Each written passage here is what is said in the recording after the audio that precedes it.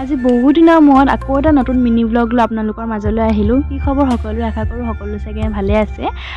যিহেতু পূজাৰ বতৰ এইকেইদিন সকলোৱে চাগে পূজা চোৱাত বিজিয়ে হৈ আছে আৰু কোনে ক'ত কেনেকৈ পূজা চাইছে কমেণ্ট কৰি জনাব দেই। পূজাৰ মাজতে এইফালে আমাৰ বিয়া এখনলৈ নিমন্ত্ৰণ আছিলে, তালৈকে আহিলোঁ মা, ভণ্টি, মই আৰু ওচৰৰ খুৰী এজনীয়ে। বিয়া নহয়, একচুৱেলি ৰিচেপশ্যন আছিলে। তাৰ বিয়া আগতীয়াকৈ হৈ গৈছিলে বাৰু আৰু ডিমৌ বিবাহ ভৱনতে মানে ৰিচেপশ্যনটো দিছিল আৰু মা যিহেতু খুব ভাল চিনাকি, সেইকাৰণে আমি গোটেইকেইজনী গ'লোঁ ধুনীয়াকৈ তেওঁলোকৰ নিমন্ত্ৰণটো ৰক্ষা কৰিলোঁ আৰু গৈ পাই ধুনীয়াকৈ কফি চফি খাবলৈ দিলে। তাৰ পৰা ইয়াত খানা খাবলৈ মাতিলে, বুফে ছিষ্টেম কৰিছিলে খানাটো আৰু সঁচাকৈ বহুতেই টেষ্টি হৈছিলে।